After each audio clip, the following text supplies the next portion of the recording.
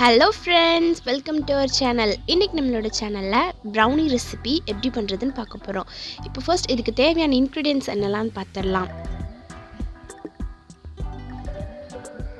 1/2 cup மைதா, 1/2 cup sugar, 1 egg, அதுக்கப்புறமா நான் இன்றைக்கி டார்க் காம்பவுண்ட் சாக்லேட் எடுத்திருக்கேன். நீங்கள் எந்த சாக்லேட்னாலும் யூஸ் பண்ணிக்கலாம். அது ஒரு 1/2 கப் எடுத்துக்கோங்க.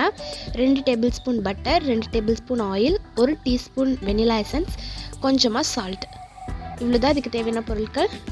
இப்போது ஒரு பாத்திரத்தில் கொஞ்சமாக வாட்டர் ஆட் பண்ணி அதுக்கு மேலே இன்னொரு பாத்திரம் வச்சு அதில் நம்ம வச்சுருக்க சாக்லேட் ஆட் பண்ணிக்கலாம். இது டபுள் பாயிலிங் மெத்தடில் நம்ம இதை மெல்ட் பண்ண போகிறோம். கூடவே 2 tablespoon butter, 2 table spoon ஆயிலை ஆட் பண்ணி இது நல்லா மிக்ஸ் பண்ணி எடுத்துடலாம். இது மெல்ட் ஆகிட்டு இப்போ தனியாக எடுத்து வச்சிடலாம். அது நல்லா கொஞ்சம் கூல் ஆகட்டும். இப்போது இன்னொரு பவுலில் ஒரு எக் ஆட் பண்ணியிருக்கேன். ஆட் பண்ணிவிட்டு இது நல்லா மிக்ஸ் பண்ணி விட்டுருங்க. இப்போது இது கூடவே நம்ம வச்சுருக்க சுகர் ஆட் பண்ணணும். கொஞ்சம் கொஞ்சமாக ஆட் பண்ணி மிக்ஸ் பண்ணி விட்டுருங்க. ஒரே நேரத்தில் எல்லாம் ஆட் பண்ணால் அது கரையிறதுக்கு கொஞ்சம் டைம் எடுக்கும். ஸோ கொஞ்சம் கொஞ்சமாக ஆட் பண்ணி நல்லா மிக்ஸ் பண்ணி விட்டுருங்க.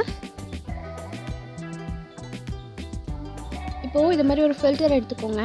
அதில் நம்ம வச்சுருக்கிற மைதாவையும் cocoa powder 1 tablespoon cocoa powder add பண்ணிக்கோங்க. ஆட் பண்ணிவிட்டு இது நல்லா சளிச்சு எடுத்துருங்க. கூடவே கொஞ்சமாக சால்ட்டையும் ஆட் பண்ணிடுங்க. இது நல்லா சளிச்சு எடுத்துருங்க. நம்ம வச்சுருக்கிற வெனிலா எசன்ஸ் ஆட் பண்ணிக்கோங்க. ஆட் பண்ணிவிட்டு இது எல்லாத்தையும் நல்லா மிக்ஸ் பண்ணி விட்டுருங்க. இது நல்லா மிக்ஸ் ஆனதும் நம்ம மெல்ட் பண்ணி வச்சுருக்கிற சாக்லேட் இது கூட ஆட் பண்ணிடுங்க. இது எல்லாத்தையும் ஆட் பண்ணிவிட்டு இப்போ இதை நல்லா மிக்ஸ் பண்ணி விட்டுருங்க.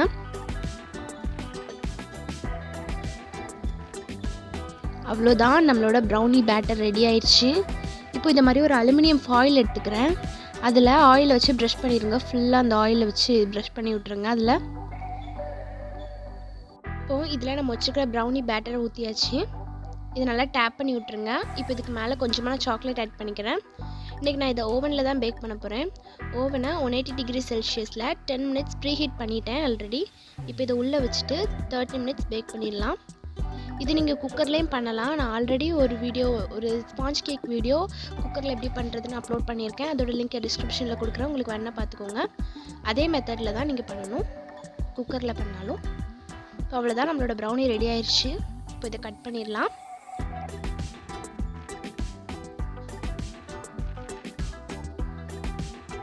பாருங்கள், நம்மளோட ப்ரௌனி இப்படி தான் இருக்கும். பார்க்குறதுக்கு நல்லா சாக்லேட்டியாக இருக்கும்.